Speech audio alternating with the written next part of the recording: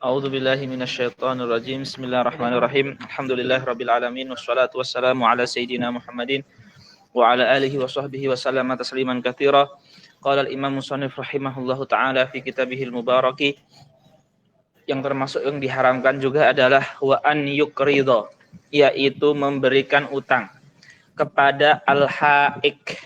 Hakayahuku hiyakatan, atau artinya adalah penjahit, an-nasaj, penjahit, penenun, memberi utang kepada penjahit, au ghairahu, atau tidak penjahit, pekerjaan apapun, minal ujara. Al ujara jam'u ajir, ajir adalah pengrajin, ya.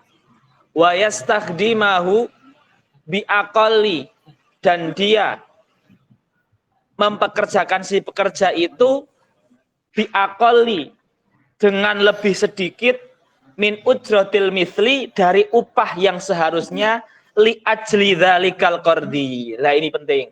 Contoh ya, ada pekerja bangunan di rumah kita, 2 orang. Kebetulan pekerja bangunan ini biasanya minta ke yang punya rumah, Pak, mbok saya diutangi Pak, mau buat bayar SPP anak. Berapa utangnya? 500.000. Oke, saya utangi, tetapi upah bulanan Bapak ini 1 juta, saya kurangi jadi 800.000 ya. Paham ya? Jadi dia mengurangi, ya, mengurangi upah pekerjanya karena dia ngutang. Boleh. Haram ini. Seperti itu. Wa an yuqridal haika al ghairahu minal ujara'i wa yastakhdimahu bi aqalla min ujratil mithli li ajli dzalikal qardi. Karena ada pengutangan itu upahnya dikurangi. Wa yusammuna dzalika ar-rabtata, di dalam bahasa Yaman mungkin ini ya, namanya rabtah, istilah itu. Au yuqridha al-harrathin ila waqtil hasad. Jadi petani itu dari dia nanam sampai panen itu kan butuh biaya biasanya untuk apapun itulah, pupuk dan sebagainya. Nah ini orang kaya ini memberikan utang kepada al-harrathin, petani, tukang kebun, dan seterusnya, yang berurusan dengan tanaman dan buah-buahan dan sebagainya. Ila waqtil hasad. Nah, si petani ini diberikan tenggang sampai waktu panen. Tsumma yabi'una 'alaihi ta'amahum bi'awda'a bi'aqalla minas si'ri qalilan wa yusammuna dzalika al-muqdha. Ini orang kaya ini kayak penampung gitu loh. Nah, dia bilang gini, masalah pangan ente, pupuk sebagainya tak utangi 10 juta. Tapi nanti panennya dijualnya ke saya. Dan saya beli dengan harga walaupun lebih sedikit daripada harga normal, itu sudah nggak boleh. Apalagi lebih banyak, ya kan? Lebih sedikit lagi gitu loh. Walaupun lebih sedikitnya itu sedikit aja itu nggak boleh. Apalagi lebih sedikitnya itu banyak gitu loh. Seperti itu. Kecuali dia beli dengan harga normal. Seperti misalkan 10 juta dibeli 9.500.000. Harga pasar 10. Dia beli 9,5. Ya enggak boleh. Kadang-kadang utangi. Ya. Wa kadza jumlatun min muamalati ahli zaman, hadza zaman. Di zamannya beliau saja itu dan juga wakada, dan juga haram. Jadi kalau di fikih itu, kalau kita menemukan kata wakada, itu berarti sebelumnya ada sebuah permasalahan yang sudah dihukumi, dan yang akan datang ini, yang setelah wakada ini, hukumnya seperti yang sebelumnya. Ya, ka itu kan harfu tasbih, dan dha itu kan ismi isyarah. Maka seperti yang telah ditunjuk sebelumnya gitu. Wa kadza jumlatun min muamalati ahli hadzal zaman, dan juga yang hukumnya haram itu jumlatun, banyak muamalat di zaman saya, apalagi zaman kita. Wa aktsaruha, dan kebanyakan muamalat itu kharijatun ala an qanuni syar'i, keluar dari undang-undang syariat. Fa'ala muridillahi subhanahu bagi siapa yang ingin mendapatkan ridha Allah, wasalamati dinihi, dan bagi yang menginginkan keselamatan agamanya, wa dunyahu, dan keselamatan dunianya, an yata'allam, agar mempelajari, ma yahillu, apa yang halal, wa ma yahrumu, dan apa yang haram, min alimin wari'in. Ini kata kuncinya. Jadi ini wasiat ini pantas ditulis dengan tinta emas bagi kita tulabul ilm. Kita yang mencari ilmu, kita para santri, kita semuanya, ini penting sekali. Kata siapa? Bagi yang ingin mendapatkan ridha Allah, bagi yang ingin mencari keselamatan agama, bagi yang ingin mencari keselamatan dunia, hendaknya belajar halal dan haram kepada orang yang alim. Tidak hanya alim, tapi alimin wariin. Orang warok itu adalah orang yang hati-hati, tidak yang mudah ya mencari pembenaran dalam sebuah permasalahan. Maka apa artinya warok? Man yajtanibus syubuhat khaufan minal wuqu'i fil muharramat. Orang alim yang menjauhi yang samar-samar demi menjauhi yang haram, takut terjerumus ke yang haram. Bukan yang samar-samar, wah kan masih samar, kan halal. Tapi yang samar dia hindari karena takut yang haram. Maka kata Syekh Abdullah Al-Haddad Al-Habsyi, beliau mengatakan min alimin wari'in nasihin. Nasihin itu yang suka muridil khair. Nasihatun itu artinya adalah iradatul khair. An-nasihah itu adalah keinginan kita kebaikan terhadap orang lain. Maka ketika kita misalkan memberikan hadiah, itu sebenarnya nasihat itu. Karena menginginkan kebaikan. Sebagaimana ketika ada orang teman kita yang misalkan pacaran, ya, terus kita nasihat, kita jangan pacaran, itu juga nasihat. Jadi setiap penginginan kebaikan ke teman itu artinya nasihat. Iradatul khair. Syafiq itu adalah yang penuh dengan kasih sayang. Syafaqah. Jadi alim yang hati-hati, yang menginginkan kebaikan, yang penuh kasih sayang. Ala dinihi. Fa inna talabal halal faridatun ala kulli muslim. Mencari yang halal itu adalah kewajiban. Jadi tidak hanya talabul ilmi faridatun, tapi talabul halal juga faridatun. Ya, talabul halal faridatun. Faslun. Yajibu alal musir. Musir itu artinya orang yang kaya. Yajibu alal musir, lawan katanya adalah muksir, orang yang miskin. Yajibu alal musir, orang yang kaya, nafaqatu usulihi, memberikan nafkah kepada usul. Siapa itu usul? Ayah, ibu, kakek, nenek. Ya, semua sampai atas. Al-mu'sirin, yang tidak punya. Wa ingqadiru, walaupun kakek, nenek, buyut, ayah, orang tua, ibu kita, qadiru alal kasbi, bisa bekerja masih sehat. Jadi kalau ayah kita, ibu kita itu sehat tapi dia miskin, kita wajib menafkahi mereka. Tapi kalau kita itu sehat dan kita miskin, orang tua kita tidak wajib menafkahi kita. Jadi orang tua kita wajib menafkahi kita itu dua. Tidak bisa kerja, artinya cacat, gila, sakit, dan miskin. Tapi kita wajib menafkahi orang tua kita, cukup miskin, walaupun masih sehat walafiat. Tidak boleh kita mengatakan orang tua, jenengan masih sehat Pak, Bu, kerja. Nggak boleh. Tapi kalau orang tua bilang ke kita gitu boleh. Paham ya? Seperti itu. Baik. Wa in qadiru alal kasbi. Jadi pertama kita wajib menafkahi yang atas kita. Wa nafaqatu furu'ih, dan kita wajib menafkahi bawah kita. Anak laki-laki, anak perempuan, cucu. Nah, idza aksaru, dengan catatan mereka itu miskin, aksaru wa ajizu anil kasbi, tidak bisa kerja. Kenapa? Lisigor, seperti dia umurnya belum balik. Au zamanah, atau dia lumpuh, sakit menaun, zamanah, ya, dan seterusnya. Taib, ini sebab nafkah yang pertama. Jadi kewajiban nafkah itu yang pertama disebabkan karena adalah nasab. Yang kedua, wa yajibu ala zauji nafaqatu zaujati wa mahruha. Wajib bagi suami menafkahi istri dan membayar mahar. Jadi mahar itu wajib. Nikah sah walaupun belum dibayar mahar, tapi mahar itu nggak jatuh, dia jadi tanggungan utang. Dan istri boleh untuk mengakhirkan dukhul ataupun Lailatul Ula, malam pertama, apabila mahar belum dibayar. Jadi misalkan maharnya 10 juta, baru dibayar 9 juta kurang 1 juta, ketika suami itu mau datang, 1 jutanya mana? Nomor rekeningnya dikirim sini. Itu boleh. Ya, seperti itu. Maksudnya suaminya yang boleh gitu. Istrinya boleh. Istrinya. Ya. Tapi dikhawatirkan jajan tuh. Enggak ada khawatir. Lain lagi. Enggak. Jajan buat mahar tak? Iya, gimana? Cara pikirnya. Pengen banget jajan.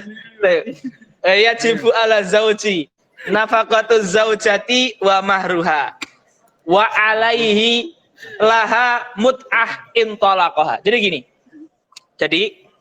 Apa itu mut'ah? Mut'ah itu adalah santunan yang diberikan suami ketika menceraikan istrinya. Ya, jadi misalkan seorang nikah, baru nikah itu sudah dicerai. Ya, baru nikah sudah dicerai. Belum dahula. Baru nikah belum dicerai. Ya, itu kan belum terjadi dukhul ya. Ya. Belum kawin ya.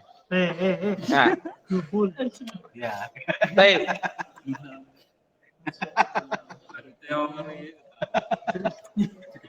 Baik.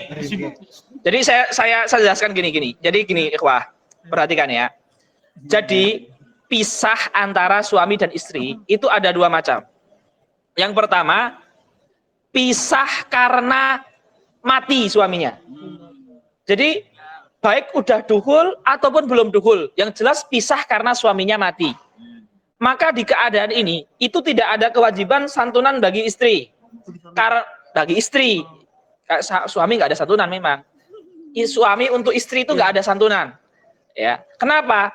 Karena kalau pisahnya itu gara-gara meninggal dunia, maka semua mahar itu jadi milik istri. Paham ya? Ini keadaan yang pertama. Baik. Terus yang kedua, pisah dalam keadaan hidup, bukan karena mati. Pisah dalam keadaan hidup ini seperti cerai. Cerai, suami menceraikan istri. Nah, cerai ini dibagi dua. Cerai sebelum suami mendatangi istri, jadi suami menceraikan tapi belum berhubungan, atau cerai setelah berhubungan. Kalau cerai itu setelah berhubungan, maka tidak ada santunan. Karena mahar itu semuanya untuk si istri. Paham ya? Cerai setelah jima itu tidak ada santunan. Karena maharnya sudah milik istri semua. Ya, seperti itu. Baik. Kemudian, yang kedua, cerai sebelum dukhul. Ya, ini dibagi dua. Kalau cerainya itu gara-gara istri, seperti istri itu ada aib yang dia tidak ngasih tahu. Seperti di dalam kemaluannya ada daging tumbuh atau tulang yang tumbuh sehingga tidak bisa bersetubuh. Aib yang berat ini. Ya, maka dalam keadaan ini, ya, karena cerainya gara-gara istri, maharnya dibalikan ke suami, semuanya. Tapi suami ngasih santunan. Suami ngasih santunan. Seperti itu. Ya. Tapi kalau cerainya gara-gara hal yang biasa, seperti suaminya ya, kadang kan banyak sekarang di medsos. Baru nikah langsung cerai. Nggak ada sebab yang membolehkan. Tapi boleh. Gara-gara mantan. Ya gara-gara apa aja. Yang jelas bukan gara-gara istri. Ya. Lah, itu nggak ada mut'ah, tapi setengah mahar itu untuk istri, setengah mahar dikembalikan suami. Setengah-setengah. Nah, itu jadi ada dua keadaan itu, paham ya? Itu masalah ini penting ini. Baik.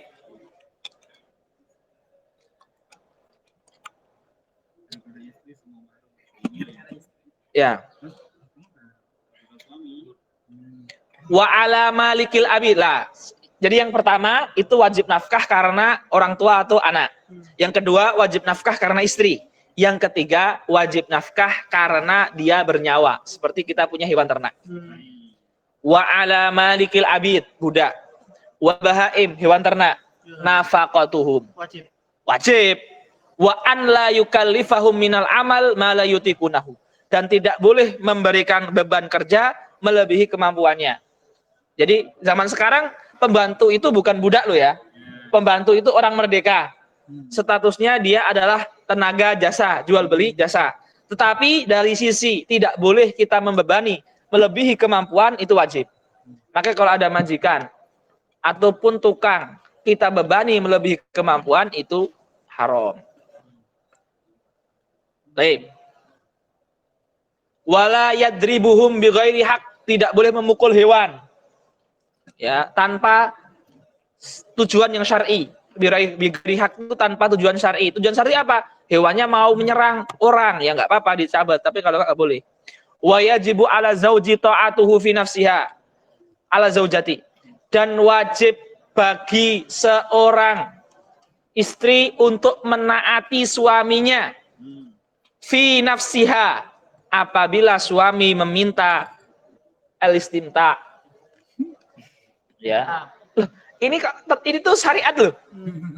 Bayangkan, apa namanya? Berapa banyak dosa, maksiat, kerusakan, harta haram, moral hilang gara-gara istimta yang haram. Dan ini yang halal ini. Ini ibadah ini. Ya, seperti itu. Kalau istri menolak, dikutuk. Ini nggak boleh ini, makanya disebutkan ini. Wajib istri menaati suami dalam istimta. Berarti wajib kan? Kalau menolak berarti haram, dosa. Seperti itu, kecuali sakit dan sebagainya. Kecuali antum yang dosa. Taib. Illa malayahil, kecuali berhubungan yang haram, seperti berhubungan ketika haid, haram. Ketika nifas, haram. Fit dubur, haram. Ya, seperti itu. Maka dalam keadaan itu malah nggak boleh taat. Kalau taat malah dosa. Nah, terus juga seperti sakit, disebutkan di dalam apa namanya? Di dalam mana ini? Syarah Nawawi Banten.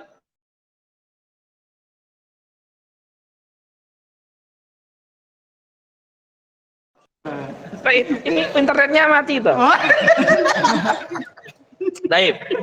Wa yajibu ala zaujati ta'atuhu fi nafsiha illa ma la yahil. Selanjutnya, wa yajibu, dan wajib bagi seorang istri an la takhruja min baitihi, tidak keluar dari rumah suami atau rumah yang suami menempatkan di dalamnya. Walaupun itu rumah nyewa atau rumah minjem atau rumah orang atau rumah beli, illa biiznihi, kecuali dengan izin suami. Qala Imam Nawawi Banten, fa innal khuruja min ghairi idznin yu'addu nusuzan. Keluarnya istri dari rumah tanpa izin suami dalam fikih dinamakan nusuz. Nusuz itu artinya maksiat, kayak melawan suami. Maksiat, nusuz, maksiatan. Jadi keluarnya istri tanpa izin suami itu dinamakan maksiyah. Baik. Contoh yang tidak maksiat itu apa? Seperti di rumahnya ada hewan buas. Kalau di rumahnya sepi, takut ada begal atau perampok, atau ingin minta fatwa yang mana suaminya tidak bisa menjawabnya, itu boleh. Tentang fatwa tentang haid, fatwa tentang sholat, itu boleh. Baik. Selanjutnya, alhamdulillah kita sudah selesai fikih dan akidah. Sekarang kita masuk pasal terakhir.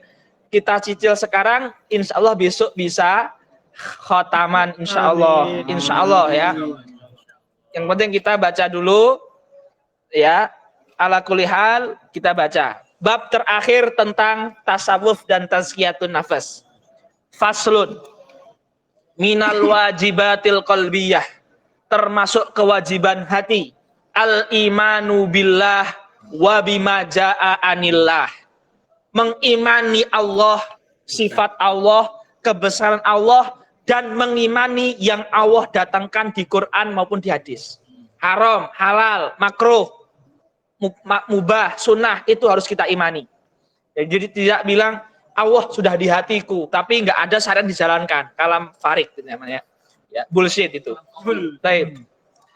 Al-imanu billah wa bima ja'a anillah wal imanu bi rasulillah wa bima ja'a anir rasulillah. Iman kepada Rasulullah dan yang apa-apa Rasulullah sampaikan kepada kita. Ini makom hakikat. Ya, seperti ini. Wa tasdiq, membenarkan apa yang Allah katakan, apa yang Rasul katakan. Wal ikhlas, hanya untuk Allah, hanya lillah. Wal yakin, apa itu yakin? Wahwal amalu lillahi wahdah. Al amalu lillahi wahdah. Ya, amal hanya untuk Allah semata-mata. Maka yakin ini bisa juga sebagai tafsir dari ikhlas itu sendiri. Bisa juga, nggak ada masalah. Yakin itu bisa jadi tafsir dari ikhlas itu ya yakin itu. Ya, yaitu beramal karena untuk Allah saja. Ya, maka ada perkataan terkenal ya, dikatakan oleh Fudail bin Iyad radhiyallahu anhu, tarkul amal li ajlinas riya wal amal li ajlinas syirkun. Jadi meninggalkan ibadah gara-gara takut, wah jangan-jangan itu riya. Terus kita beribadah gara-gara manusia, itu juga riya. Terus apa solusinya? Tetap beramal sambil melawan bisikan setan. La yukallifullahu nafsan illa wus'aha. Dan itu insya Allah nggak akan ada dosa, nggak akan ada riya, nggak ada apa. Yang salah itu, wah kalau saya tahajud nanti dibilang sok suci. Itu akhirnya nggak tahajud, itu riya. Saya mau tahajud biar dibilang suci, juga sirik. Terus gimana? Tetap tahajud, kalau ada bisikan gitu kita lawan, nggak mampu, itu di bawah tanggungan kita, Allah Maha tahu. Ngelis. Sok puasa. Iya, padahal tapi bukan sok puasa, ingin makan malam. Bukan ingin puasa itu. Atau ngelisin orang lauknya lebih. Menolong. Ya. Baik. Selanjutnya. Tulisin ibad. Wan nadamu alal ma'asi. Baik. Wan nadamu alal ma'asi. Bersedih dan berazam tidak mengulang lagi ketika berbuat maksiat. Jadi saya pernah dengar seorang ulama mengatakan, laisal wali man lam yaqa marratan fil ma'asi walakinnal wali idza asallah ada wa nadima wa aba. Bukan seorang waliwah itu bukan yang nggak pernah maksiat, tapi waliwah itu setiap maksiat itu langsung nangis, langsung menyesal, langsung sedih, langsung tobat. Walaupun nanti kok takdir Allah maksiat lagi, dia nggak kuat menahan, langsung sedih, langsung tobat. Bukannya nggak pernah berdosa. Nah, seperti itu. Taib. Karena tobat itu sendiri susah banget loh. Jangan dikira mudah. Bahkan menyesali perbuatan dosa itu, kalau orang yang hatinya mungkin sudah ditutup sama Allah, itu tidak ada penyesalan ya. Makanya kita selalu tobat, berdoa. Pada akhirnya, ya semua itu adalah kehendak Allah. Maka yang harus diperbanyak itu adalah doa pada akhirnya. Saya pernah dengar Syekh Muhammad Mukhtar Syangkiti ya. Beliau ditanya sama orang yang nggak bisa meninggalkan zina. Ditanya sama orang yang nggak bisa meninggalkan khamr. Yang mana sudah kelasnya itu memang berat. Yang mana sudah candu. Pada akhirnya beliau memberikan beberapa nasihat. Tapi nasihat yang pertama kata beliau, pada akhirnya akhi, kekuatanmu, powermu, intelijensimu, kepintaranmu, akalmu, itu tidak akan bisa menghindarkan kamu dari maksiat. Walaupun kamu membaca kitab Ihya Ulumuddin 1000 kali. Pada akhirnya seperti itu. Tapi pada akhirnya yang pertama harus diminta adalah taufik dari Allah. Meminta perhatian Allah biar dan doa sambil nangis, sambil sedih. Itu pada akhirnya yang paling penting. At-taufik, al-inayah, al-hidayah, as-sadat dari Allah. Itu pada akhirnya. Karena pada akhirnya kita semua itu adalah kehendak Allah. Seperti itu. Taib. Kemudian wajib bagi kita at-tawakkul 'ala Allah. Apa itu tawakul?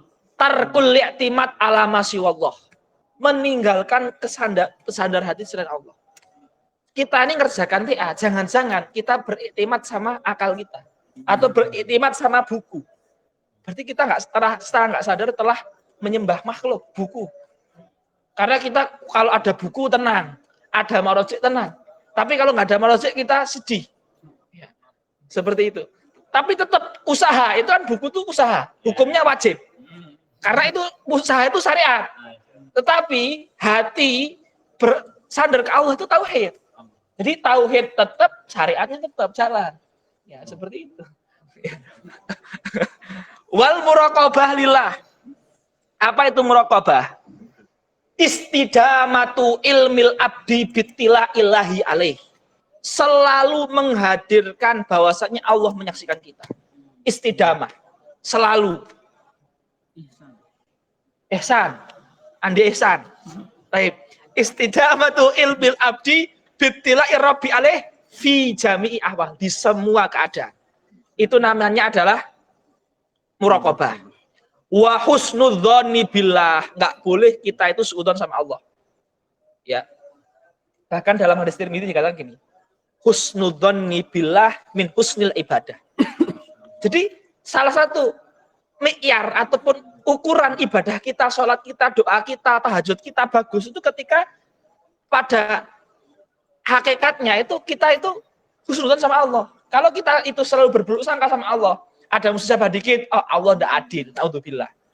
Ada uang hilang dikit, kenapa Allah menghilangkan? Dikit-dikit langsung Allah aja terus. Menyerahkan terus. Berarti ibadah dia nggak bagus. Berarti salah satu hasil kalau ibadah kita bagus itu husnudzon billah. Maka dalam hadis ini husnudzon billah min husnil ibadah. Baik. Bahkan dalam hadis qudsi ikhwah ya, riwayat Tabrani, qala Allah Ta'ala, hadis qudsi ini.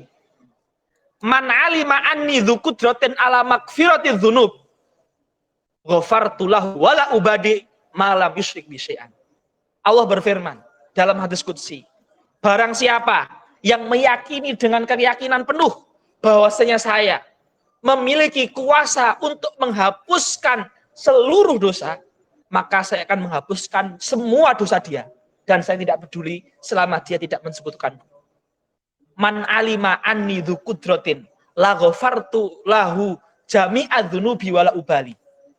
Kalau dia yakin saya itu maha bisa menghapus dosa, dosa dia akan saya ampuni semua. Rawahu Tabrani. Baik. Selanjutnya. Kemudian kita juga harus wabi khalqillah, meninggalkan suudzon terhadap orang lain. Bila qarinatin taqtadih, tanpa ada keterangan kuat yang membuat kita suudzon. Makanya bagaimana cara syariatnya kita kalau kita suudzon tanpa ada sebab? Ini PDKT mesti kan, karena biasa kan ada persaingan. Nah, dalam satu hal, akhirnya mudah itu kalau kita udah ada persaingan duniawi seperti harta, tahta dan wanita, itu sangat rentan sekali kita itu untuk mensuudzoni orang lain. Apalagi yang berada dalam memperebutkan sesuatu yang sama. Itu rentan untuk suudzon. Maka bagaimana syariatnya? Idza dzananta fala tuhaqqiq. Kalau kita itu sudah terjerumus ke suudzon, jangan ekspresikan dengan perkataan, dengan keyakinan, dengan mata, dengan ucapan, dengan perbuatan. Tinggalkan, lupakan. Itu obatnya. Idza dzananta fala tuhaqqiq. Kalau kita sudah terjerumus ke suudzon, jangan diekspresikan. Dengan tulisan, dengan kata, udah langsung, wah ini setan. Seperti itu. Maka termasuk yang diwajibkan kita adalah tidak boleh suudzon. Harus juga husnudzon dengan ciptaan Allah. Baik. Wa ta'dhimu syairillah, dan termasuk kewajiban kita adalah termasuk kewajiban hati kita yang wajib kita yakini adalah menganggap agung, mengagungkan syiar-syiar Allah, agamanya, ulamanya, kitabnya, syariatnya, nabinya, malaikatnya dan seterusnya. Wa syukru ala ni'amillah. Apa itu syukur atas nikmat Allah?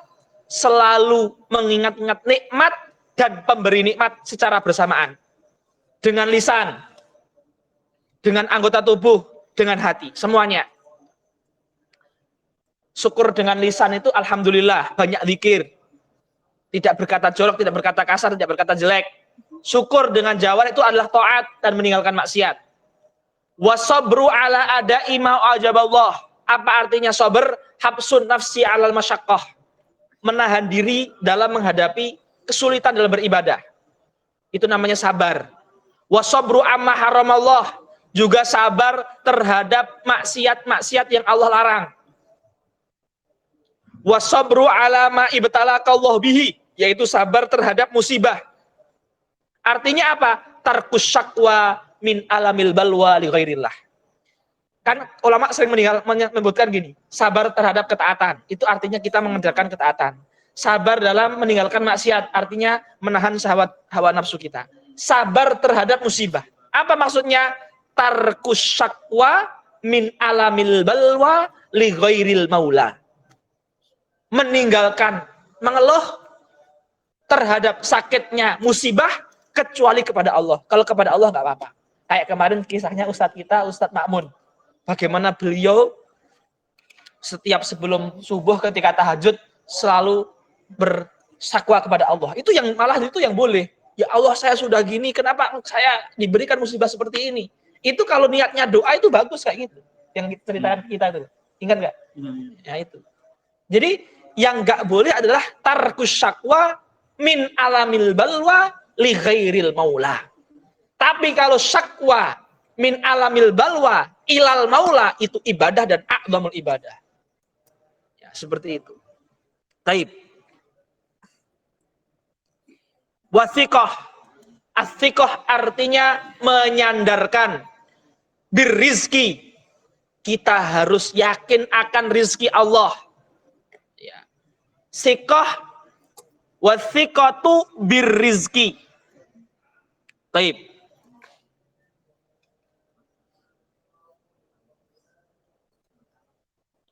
Disebutkan ini kata Imam Nawawi Banten, li'anna ru'yatar rizki minal kasbi haqiqatan kufrun. Meyakini rizki itu dari usaha adalah sebuah kekufuran.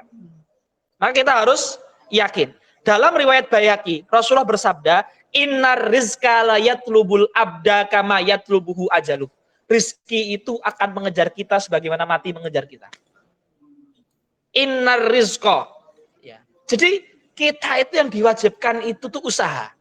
Betul ya, kita ketika mengharap rizki dengan duduk-duduk saja, itu adalah maksiat. Tapi di satu sisi, ya kita takut dengan rizki, khawatir dengan rizki, itu juga maksiat. Jadi solusinya nggak usah khawatir, usaha aja. Terhindar dari maksiat, takut rizki, dan terhindar dari maksiat, rebahan. Nah, gitu loh. Jadi itu, seimbangnya seperti itu. Ya, usaha, terus hatinya nggak usah takut. Sudah. Baik. Wattihamun nafsi. Gimana nih bacanya? Wasabru ala wa ala wattiqam rizki. Wattihamun nafsi. Wa adamur ridho anha. Baik.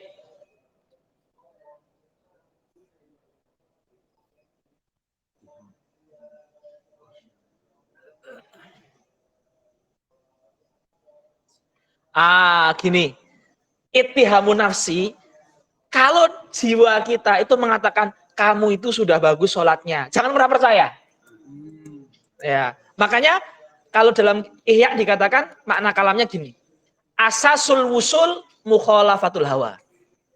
Pondasi sampai kepada Allah itu adalah menyelisih apa yang dibisikkan hawa nafsu.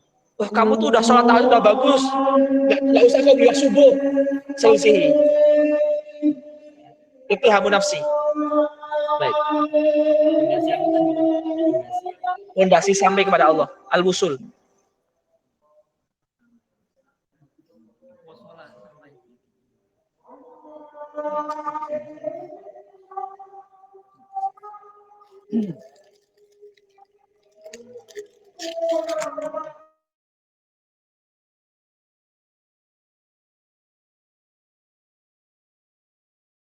Kita lanjutkan ikhwah.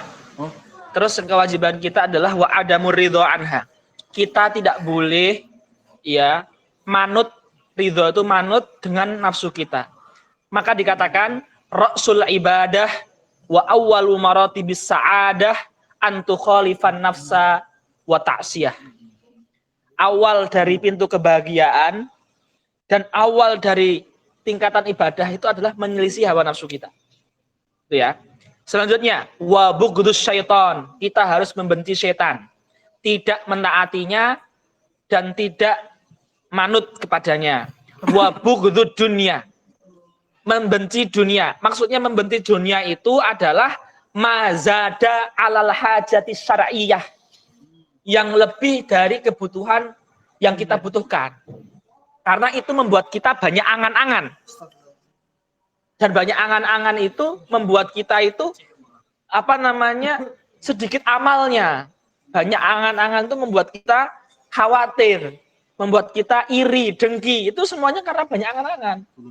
Tulul amal seperti itu. Kemudian wa bughdhu ahlil ma'asi. Kita harus juga membenci ahli maksiat perbuatan mereka. Enggak boleh kita ridho dengan mereka, tidak boleh kita diem saja dengan perbuatan maksiat. Atau justru duduk melazimi ahli maksiat amama laptop, ya. Wa mahabbatullah. Apa itu mahabbatullah? Senantiasa istidamatu taatillah wajtinabu nawahillah, senantiasa menjalankan ketaatannya dan meninggalkan larangannya. Wa mahabbatu kalami. Kita itu selalu harus mencintai kalam Allah. Wa min alamati mahabbati kalamihi iktsaru tilawatihi. Tanda kita mencintai kalamullah dan mencintai Allah, memperbanyak membaca Al-Quran. Man ahabba syai'an aktsara min dzikrih. Orang pecinta itu akan sering menyebut yang dicintainya. Ya, tapi ingat, ketika kita jarang membaca Quran, gampang saja. Berarti Allah tidak ingin ngobrol sama kita. Berarti Allah sedang menjauhi kita. Itu gitu saja cara tadaburnya itu. Kalau kita itu jarang membaca Quran, oh berarti Allah tidak ingin dekat dengan kita. Seperti bos dalam perusahaan, ketika dia jauh dengan karyawannya, dia nggak akan pernah memanggil dia makan malam. Dia nggak akan pernah memanggil dia untuk menaikkan gajinya atau ngobrol, karena yang terserah dia. Gitu. Berarti Allah sedang membiarkan kita.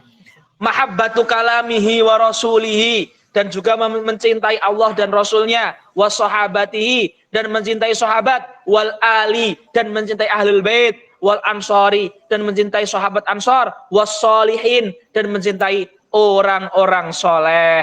Wa qala Sayyiduna Abdullah bin Alawi al-Haddad radhiyallahu anhu wa nafa'ana bihi fi kitabih an-nasaih ad-diniyah ma ma'nahu wa hadhi awsafun, sifat-sifat tadi, cinta Allah, cinta kalamullah, cinta Rasulullah, cinta sahabat, yakin, ridha, i'timad, tawakkal, thiqah, semua tadi awsafun yajibu an yatahalla biha kullu mu'min. Ini adalah sifat-sifat yang harus kita hadirkan, kita usahakan, kita jihadkan. Wa hiya qauluhu qabla hadza biqalil an yakuna khashi'an. Ini besok kita lanjutkan. Ini lanjutannya panjang ini. Wa yakuna khashi'an, mutawadi'an, khafi'an, seterusnya. Naktafi bihadzal qadri. Semoga besok kita bisa khatamkan. Kalau enggak besok berarti ya 2 hari lah, enggak lebih lah. Walhamdulillahirabbil alamin. Tafadhal. Ketika dikatakan mahabbatul al, itu kan berarti mencintai ahlul bait. Betul. Itu bagaimana batasannya agar tidak terjadi pengkultusan. Karena seringkali yang kita temukan itu fenomenanya justru terlalu mengahlul baitkan sehingga. Baik. Sekarang kita pahami. Perbuatan itu ada 3. Perbuatan hati, perbuatan fisik, jawareh, dan ucapan. Pertama, mahabbah itu perbuatan hati. Adapun perbuatan jawareh, anggota tubuh itu adalah ekspresi dari perbuatan hati.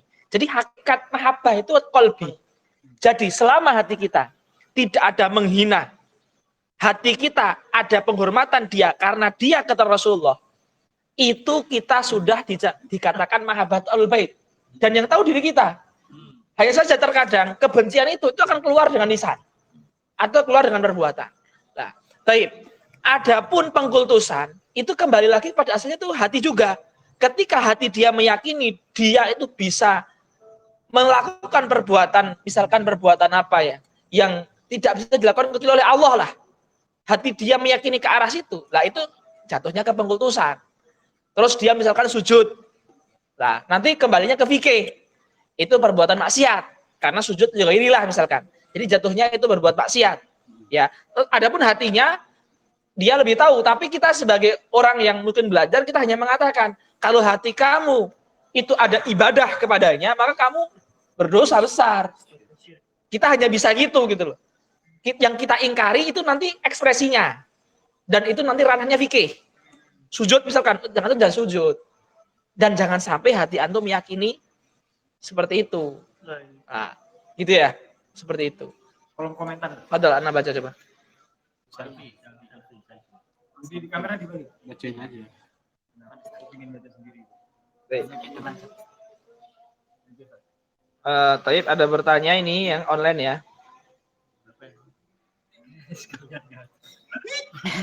Izin bertanya Ustadz, apakah boleh seorang perempuan memberi syarat sebelum nikah? Ia tidak mau dipoligami, apabila dipoligami ia akan bercerai. Lah ini penting ya. Jadi saya mensyaratkan agar tidak nikah dengan wanita lain. Ini di mazhab Hambali itu dibolehkan. Dan ini sesuatu yang nggak hanya Hambali saja. Saya pernah membahas bab ini ya. Boleh nggak perempuan itu mengatakan saya mau nikah tapi dengan syarat tidak nikah dengan wanita lain. Itu syarat yang sah. Dan ingat, ini bukan masuk bab membenci syariat poligami, enggak. Ya, karena kalau dia mengingkari kebolehan poligami, itu masuknya kan ingkar kebolehan. Itu beda lagi. Tapi enggak, saya sebagai istri yang mau kamu nikahi, kamu jangan nikah dengan perempuan lain. Itu seperti kalau kamu menikah dengan saya, tinggal dengan orang tua saya. Seperti itu. Babnya bab situ. Bukan dia membenci syariat. Tidak ada hubungannya dengan membenci syariat. Nah, itu boleh. Syarat perempuan seperti itu boleh. Nanti ketika jalannya kok ternyata perempuan itu benar dipoligami, itu perempuan punya hak fasakh atau hak pisah di depan pengadilan. Intinya syaratnya ini boleh. Boleh. Tapi di tengah jalan ternyata dia ridho, itu juga nggak ada masalah. Perjanjian nikah. Ya. Tapi itu boleh, syarat seperti itu boleh. Nah, ya, maka jangan ada yang memahami ya bahwasanya kalau ada perempuan mensyaratkan gitu, terus kita sebagai laki-laki mengatakan, kamu mau lawan itu tidak ada hubungan dengan syariat. Seperti itu ya. Ya, jadi boleh. Ya. Nanti ibarat ulamanya tuh bisa saya share nanti di Ustadz Irfan ya, beliau masuk. Antum Nanya, Rat. Ayo, Fadal. Lihat kamera. Suara dia. Apa? Tadi masalah Syarat. pembahasan awal tadi masalah utang piutang. Yang tadi kan seorang pekerja, Ya. dia kerja di rumah itu tapi dia punya utang tapi dengan memotong upahnya. Itu nggak boleh ya? Bentar. Gimana? Syaratnya gini, bahwa dia kerja di rumah saya kan Antum sebagai majikan. Terus ada pekerjaan antum. Ada pekerjaan tuh. Ya. Dia tuh punya utang sama saya. Betul. Apakah saya langsung potong utangnya atau nanti setelah penggajian dia bayar utang ke saya? Tetap digaji. Digaji dulu ya? Ya, nanti bayar utang. Nah, terus Ya. yang kedua? Ya. Tapi itu boleh. Itu boleh. Ya. Oh, boleh ya? Ya boleh. Langsung dipotong. Enggak, maksudnya itu dia tuh kerja di tempat antum dengan akad seperti itu selama utangnya tetap, gajinya tetap, nggak ada masalah. Yang masalah apabila karena antum utang maka gajinya dikit gitu loh. Misalkan gaji sebulan 1 juta. Kan saya udah ngutangi, gajinya 800. Nggak boleh kayak gitu. Tapi kalau gajinya tetap 1 juta, nggak ada masalah. Dipotong juga nggak apa-apa. Tapi dengan syarat kalau mau motong, kalau waktu utang sudah datang. Ya. Waktu utangnya masih bulan depan, nggak boleh dipotong, dikasih semuanya. Iya, dikasih ke.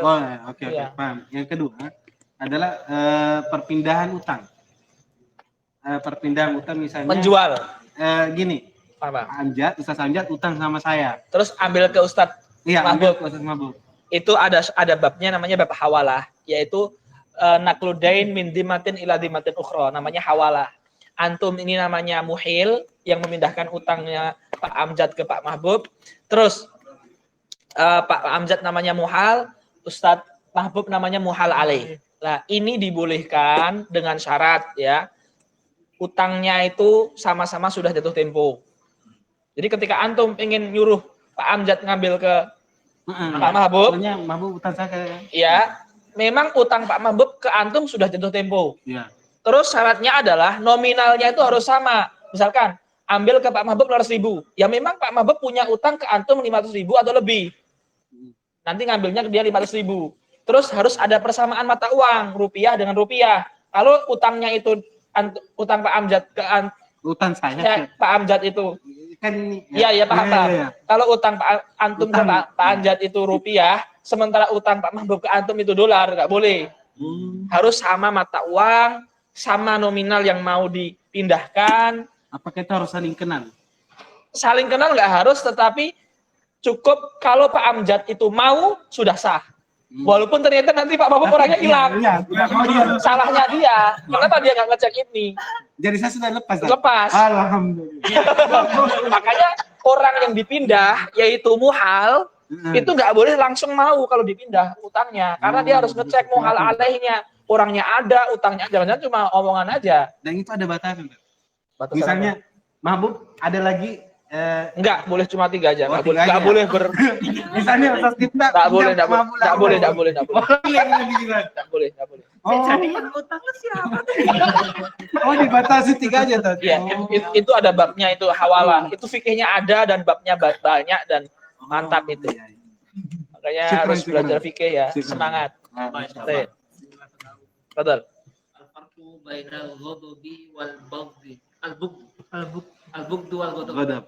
Jadi gini, al-ghadab itu ghalayanu dam fi nafsi wa yadharu fil wajhi ya. Itu secara umum kayak gitu. Jadi kayak ada gejolak yang akhirnya keluar di muka biasanya dalam bentuk merah dan sebagainya. Golayan, bukan golayan. Tapi kalau bughd itu terkadang nggak ada ghadab dia. Jadi ghadab itu biasanya mesti ada bughd. Besok kita lakukan wallahu taala alam.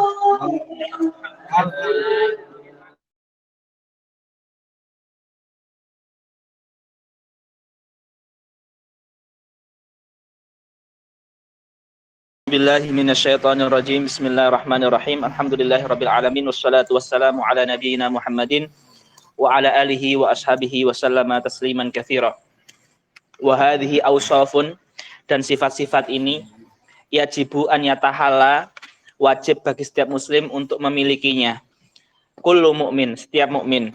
Wahia, sifat-sifat ini adalah qauluhu, yakni qaulul iman al-haddad yang kemarin kita bahas qabla hadza biqalil.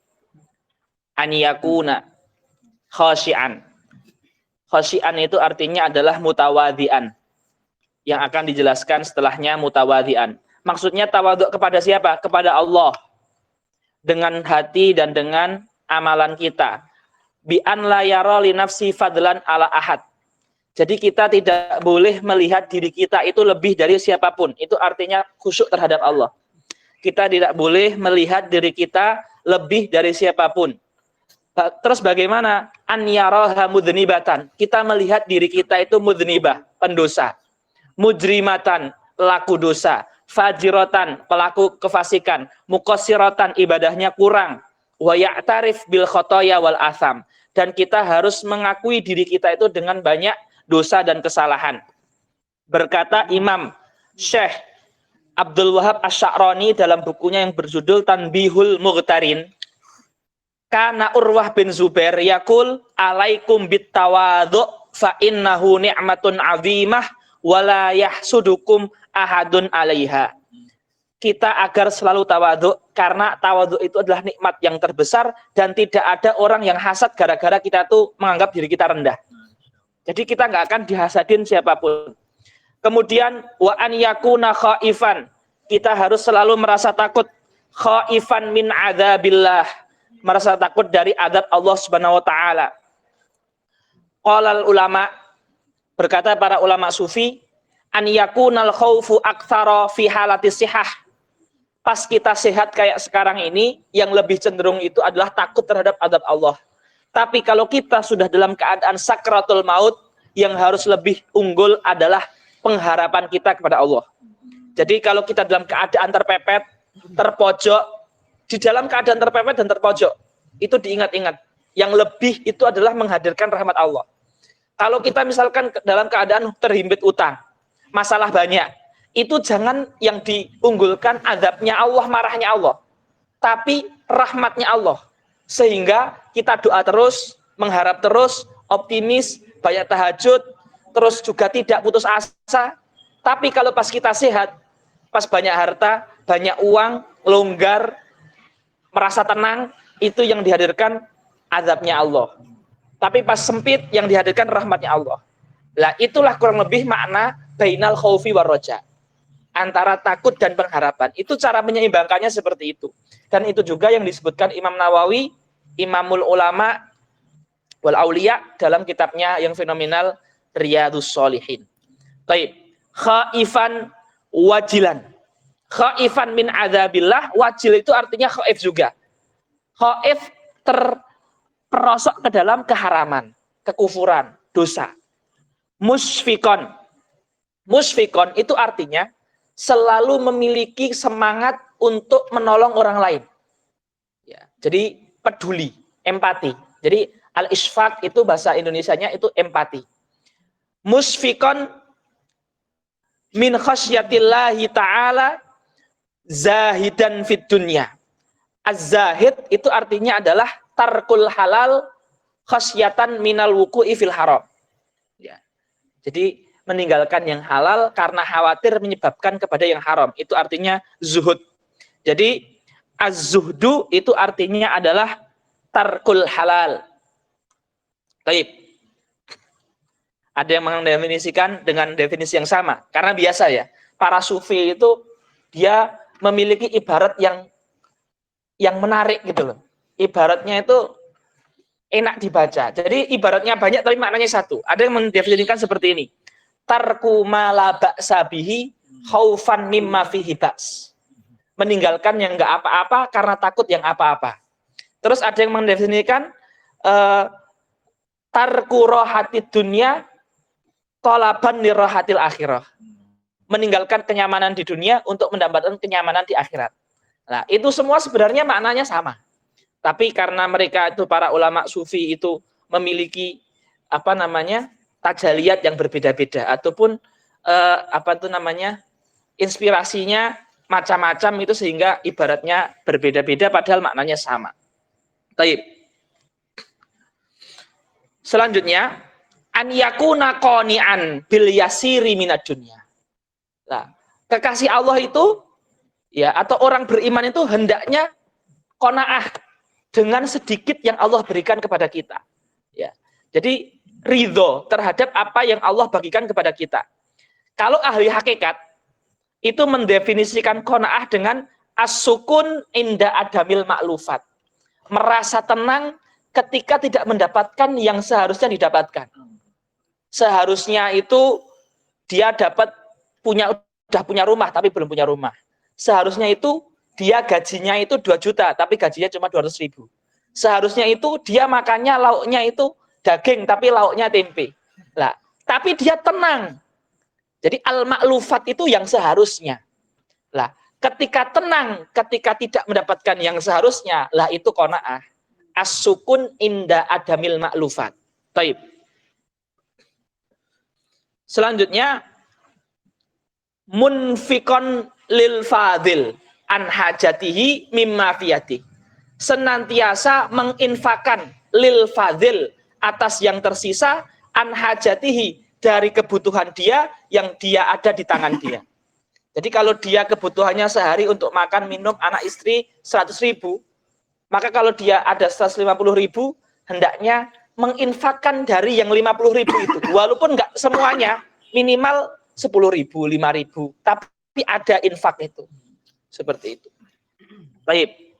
Selanjutnya nasihan li ibadillah. Salah satu sifat mukmin nasihan li ibadillah, menegakkan amar ma'ruf nahi mungkar. Nasihan li ibadillah, menegakkan amar ma'ruf nahi mungkar. Musfikon alaihim sudah dijelaskan sebelumnya ya. Al-isfaq itu empati. Rahiman bihim, rahiman itu yaitu kasih sayang. Jadi manusia dalam ayat Quran dikatakan bagaimana ikhwah? Wa nafakhna fihi Min ruhihi. Wa nafakhtu fihi min ruhi. Berarti manusia itu ada sifat kibria. Karena kata Allah Subhanahu wa taala dalam hadis qudsi, al-kibriya'u ridai. Kibria atau takabur itu memang sifatnya Allah, bukan sifatnya manusia. Maka ketika manusia ini adalah ciptaan Allah yang diibaratkan oleh Quran dengan nafakhtu, nafakho, tiupan, maka manusia itu ada sifat sombongnya. Dan manusia kalau sifat sombongnya ini tidak diseimbangkan dengan sifat rahmah dan kasih sayang, maka kita akan hancur. Karena itu sifatnya Allah. Maka dari itu kita harus rahim, harus sifat rahmah itu harus lebih daripada sifat takabur yang ada seperti itu. Baik. Rahiman bihim, amiran bil ma'rufi, nahiyan anil munkari, musari anil khairati, mulazimanil ibadat. Mulazimanil ibadat artinya istiqomah dalam menjalankan ibadah-ibadah. Dalan alal khair, menunjukkan kebaikan, da'iyan ilal huda, berdakwah kepada jalan Allah, dza somtin wa tu'adah wa waqarin wasakinah. Dza itu senantiasa, somtin tidak banyak bicara, tu'udatin itu tenang, waqar itu juga tenang, sakinah juga tenang. Ini hampir satu makna semuanya. Wa hasanal akhlaqi, akhlaknya bagus. Wasi'as sadri, tidak mudah marah. Layyinal janibi, tidak banyak polah. Mahfudul janah lil mukminin, tawadhu kepada sesama mukmin. La mutakabbiran, tidak sombong. La mutajabbiran, tidak diktator. Wala tami'an finnas, tidak tamak terhadap dunia. Wala harison ala dunia, juga sama. Wala mu'athiran laha alal akhirah, tidak mendahulukan dunia atas akhirat. Wala jami'an lil mal, jangan tujuannya ataupun hasratnya hanya mengumpulkan harta.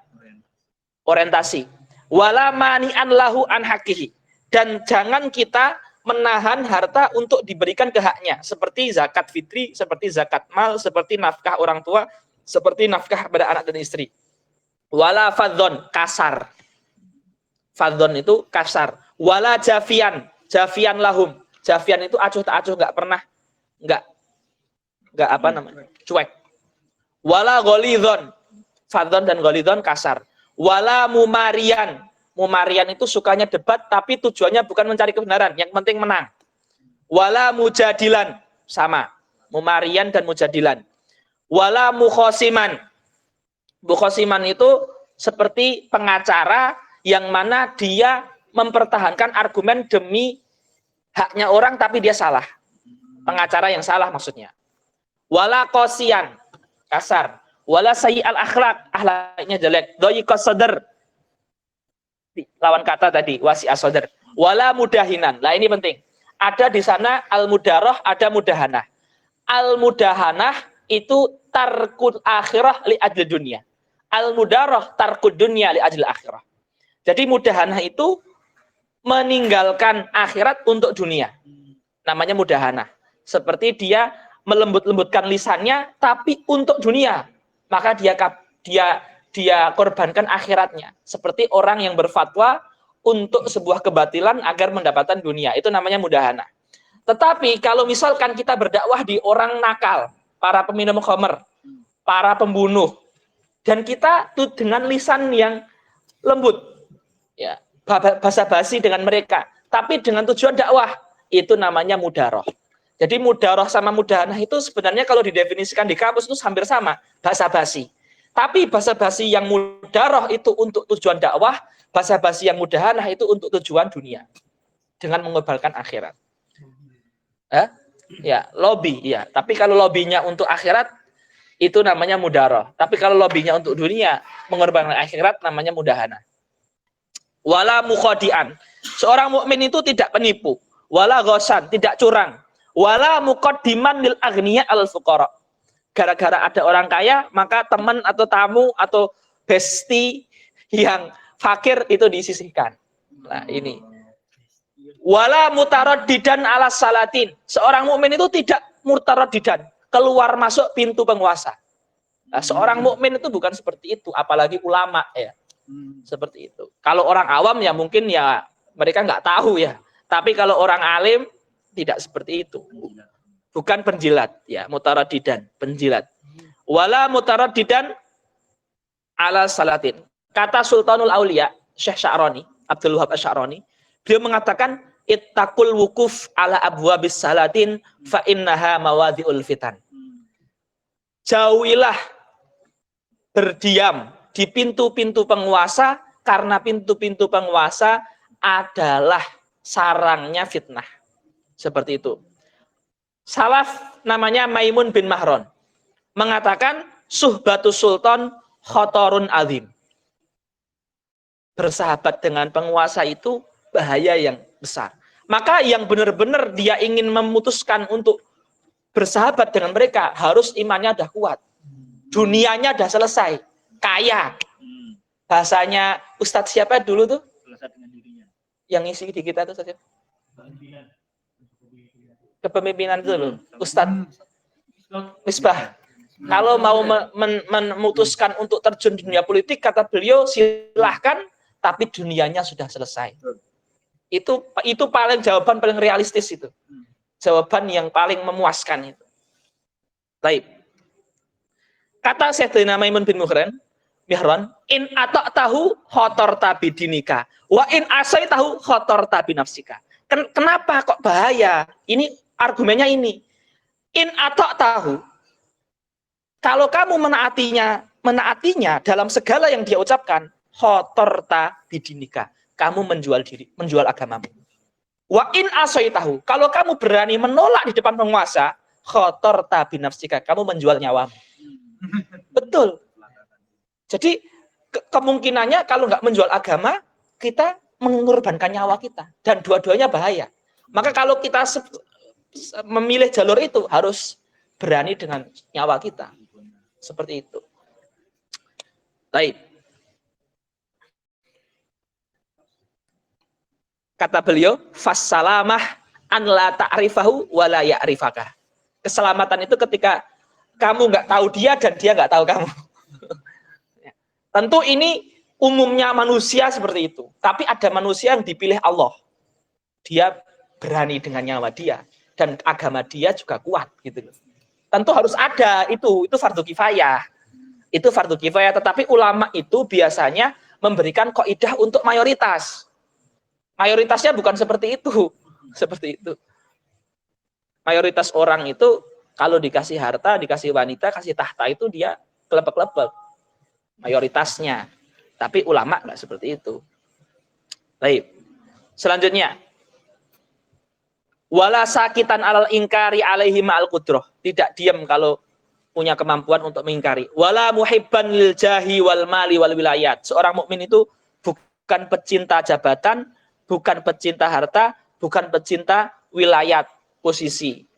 Bal yakunu laha karihan wala yulabisuha illa min hajatin aw darurah. Tidak masuk ke dalam lingkaran kekuasaan dan jabatan, yulabisa labasa yulabisu itu artinya memasukinya illa min hajatin aw darurah, kecuali hajat darurah. Hajat apa? Disebutkan Imam Ghazali dalam Bidayul Hidayah. Hajat ingkaril mungkar wa amri bil ma'ruf. Itu tidak apa-apa, bahkan fardu kifayah. Intaha kalamuhu radhiyallahu ta'ala anhu. Sekarang kita masuk di maksiat-maksiat. Maksiat hati itu apa? Maksiat tangan, maksiat mata, dan seterusnya. Syekh akan memulai dengan maksiat hati. Wa min ma'asil qalbi ar-riya'u bi a'malil bir. Wa huwal amalu li ajlinas. Berbuat untuk manusia. Wa yuhbitu thawabaha. Dan riya itu menghilangkan pahala amalan kita. Kal ujbi bi ta'atillah. Ujub bi ta'atillah itu seperti merasa ibadahnya itu sempurna. Itu menghilangkan pahala ibadah. Beribadah biar dilihat itu menghilangkan pahala. Merasa ibadahnya itu sempurna, itu juga menghilangkan pahala ibadah. Wa huwa al ujbu syuhudul ibadati sadiratan minan nafsi ghaiban anil minnah. merasa ibadah kita itu karena kemampuan kita, ghaiban anil minnah, bukan dari pemberian Allah.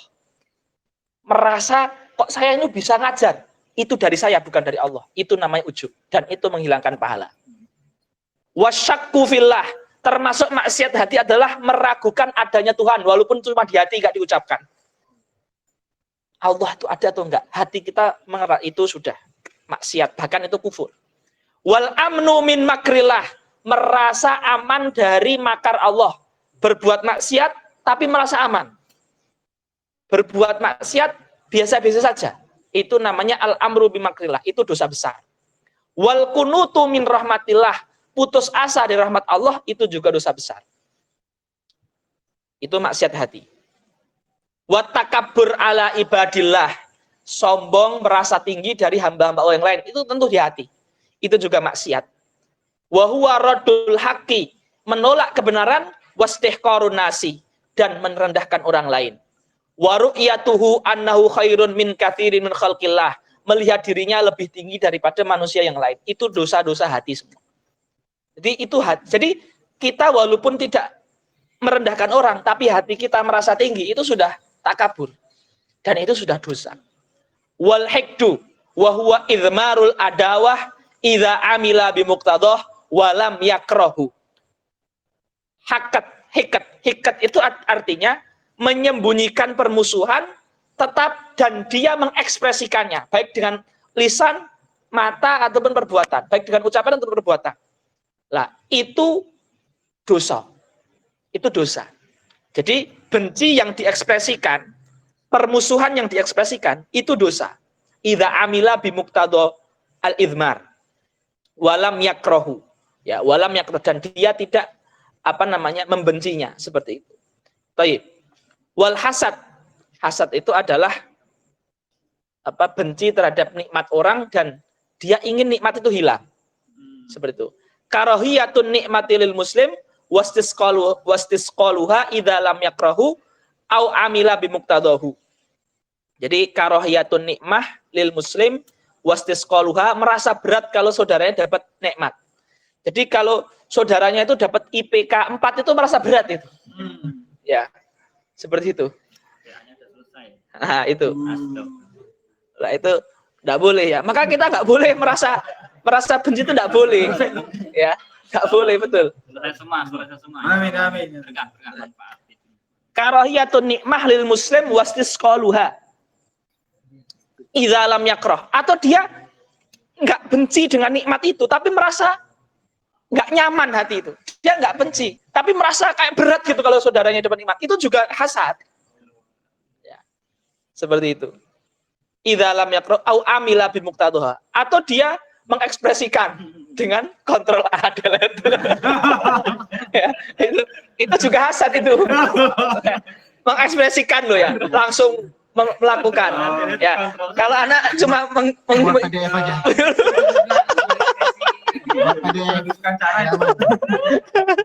ya. Wal mannu bisadaqah ya. Al mannu bisadaqah itu kalau udah sedekah ngomong-ngomong. Manna yamunnu itu ngomong-ngomong setelah sedekah. Itu juga yubtilu thawab bisadaqah. Wal israru ala dzanbi. Bersih keras di dalam sebuah dosa. Mengulangi dosa-dosa itu walaupun dosa kecil.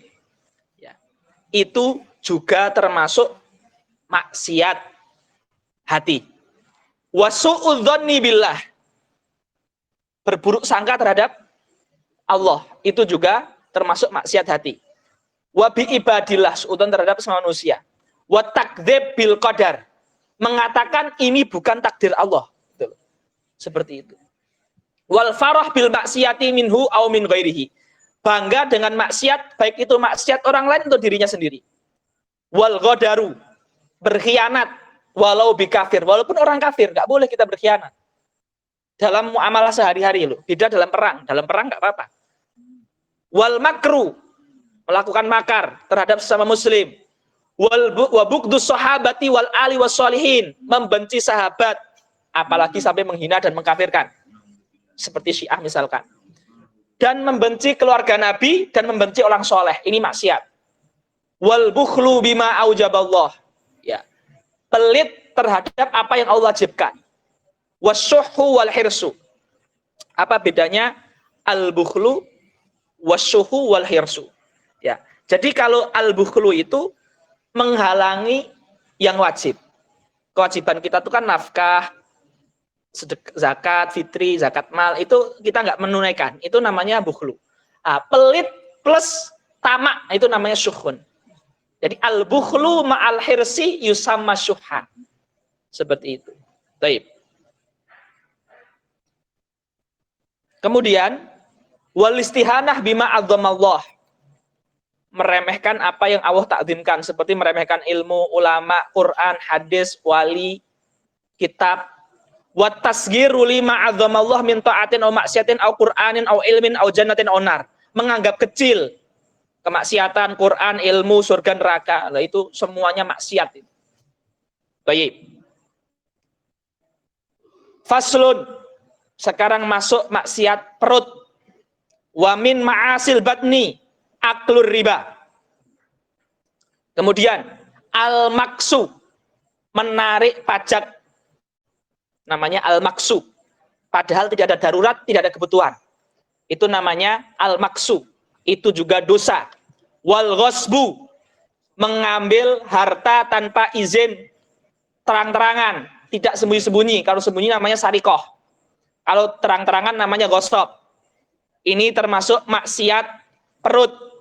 Aklur riba, mengambil pajak tanpa ada kebutuhan dan kedaruratan. Al-ghasbu, mengambil harta makanan terang-terangan. Sarikotu, sembunyi-sembunyi. Wa kullu ma'khudhin bimu'amalatin haramaha syar'u, dan setiap makanan atau minuman yang didapatkan karena muamalah yang dilarang syariat, seperti yang dibahas di bab kemarin. Nah, itu juga maksiat perut. Wa syurbul khamri, meminum khamr, itu juga maksiat perut. Wa haddus syurbi, dan iqab meminum khamr arba'una jaldah, 40 cambukan lil hurri, atau dia merdeka. Wa nisfuha, dan 20 cambukan lirraqiqi, untuk budak. Walil imami azyadah, dan imam boleh menambahkan sampai 80. Wa minha, termasuk maksiat perut adalah aklu kulli muskirin, memakan setiap yang memabukkan, seperti pil, koplo, seperti ekstasi, seperti itu namanya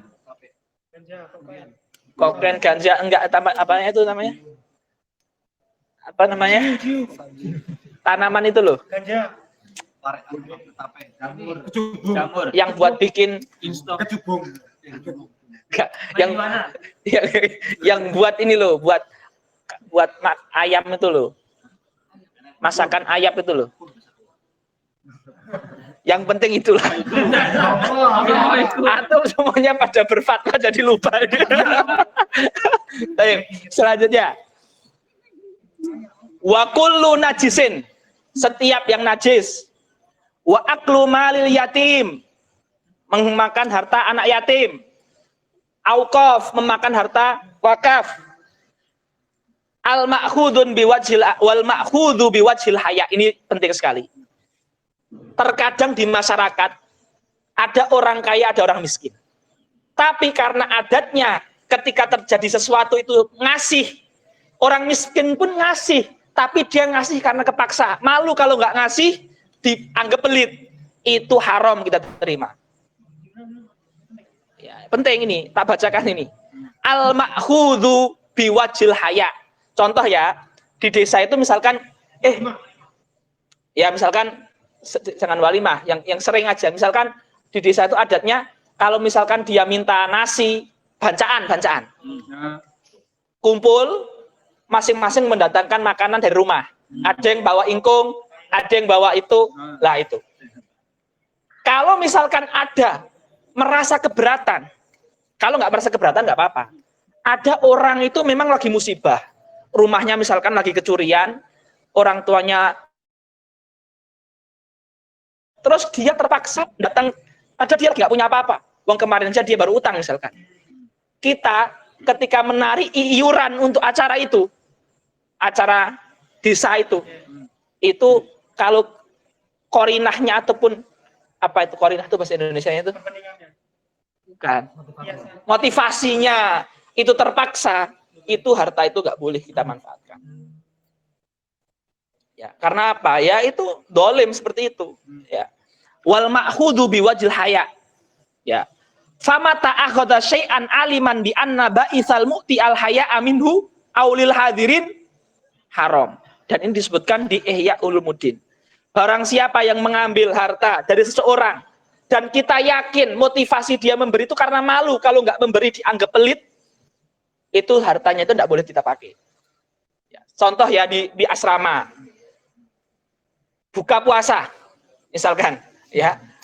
Misalkan setiap buka puasa itu wajib mengumpulkan uang itu, wajib ini wajib. Lah, tapi kita tahu ini anak ini nggak punya uang, akhirnya dia ngasih uang, tapi dia itu nggak, dia ngasih karena malu dianggap pelit, padahal dia nggak punya. Uang SPP aja belum bayar, ini kita haram memakai uang itu. Maka hati-hati nih yang sering mengumpulkan uang untuk iftar, untuk apa, untuk haflah dan sebagainya.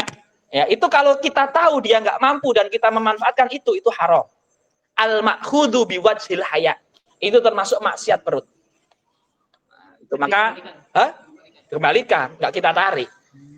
Al-ma'khudhu biwajhil haya itu maksiat perut. Ya. Baik, selanjutnya maksiat mata. An-nadharu ilan nisa al-ajnabiyat, melihat ke perempuan yang bukan mahram, walaupun perempuan itu cadaran sampai kedua matanya cadaran, kita lihat tanpa ada hajah, haram. Apalagi yang sudah terbuka semuanya, yang cadaran full, ya. Kalau kita lihat saja tanpa hajah syariah seperti jual beli, pinjam meminjam, mengajar, itu saja haram, apalagi yang tidak pakai tutup aurat. Makanya kita semuanya harus bertakwa, wabil khusus amamal jawal. Seperti itu. Online, depan HP, online, depan TV, depan YouTube, semuanya, foto, semuanya. Ya, itu. Taib. Sama kelasnya tadi. Ya, iya, betul. Taib. Ya, hidupnya.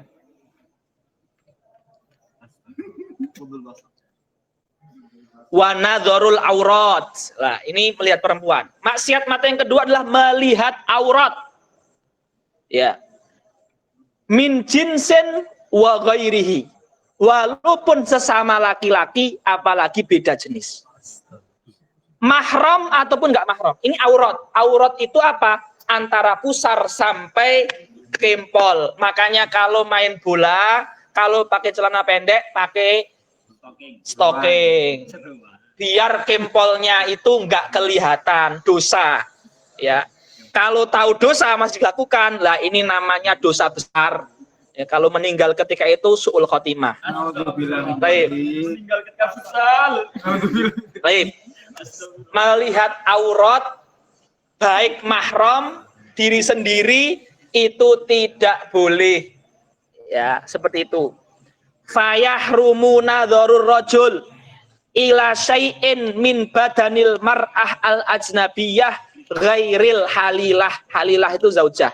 Diharamkan laki-laki melihat sesuatu sedikit pun dari perempuan yang bukan mahram, yang bukan istrinya. Kenapa? Li'anna nadhar madinatul fitnah. Karena melihat adalah wasilah fitnah, yaitu penggerak syahwat. Seperti itu. Kalau Imam Ibnul Qayyim itu pernah mengatakan gini, dari melihat itu timbul bisikan.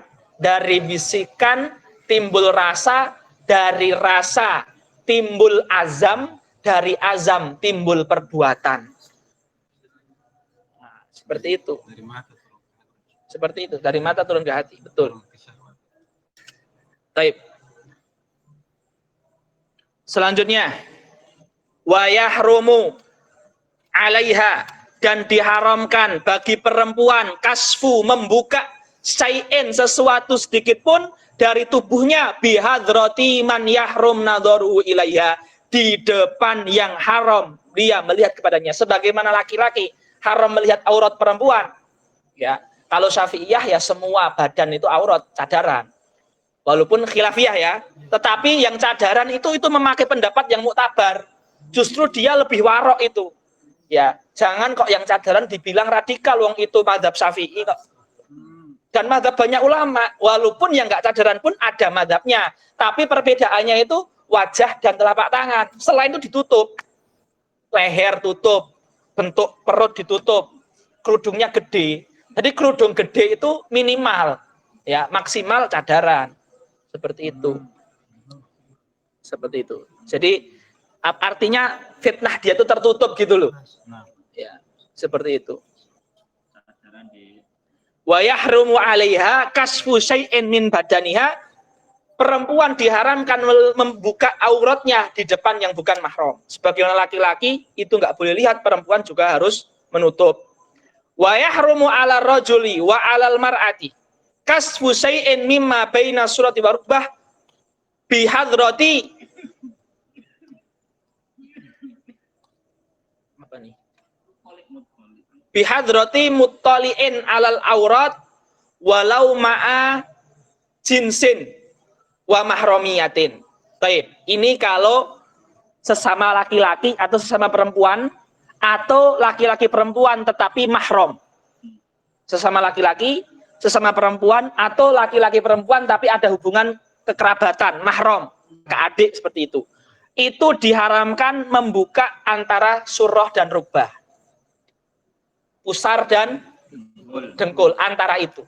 Tetapi salah satu guru kami, Dr. Muhammad Abdullah Muhyiddin, belum memiliki istihad bahwasannya di zaman fitnah seperti ini sering terjadinya zina antara keluarga, maka sampai yang mahram pun hendaknya tidak membuka kecuali bagian yang kelihatan ketika masak atau mencuci. Tetap dia nggak boleh cuma membuka antara pusar dan lutut saja, nggak boleh. Walaupun itu kakak adik, tetap ditutup semuanya. Seperti pas dia masak itu kan nggak kerudungan nggak apa-apa, tapi tetap tertutup gitu loh, karena banyaknya zinal maharim. Ya, dengarkan azan dulu.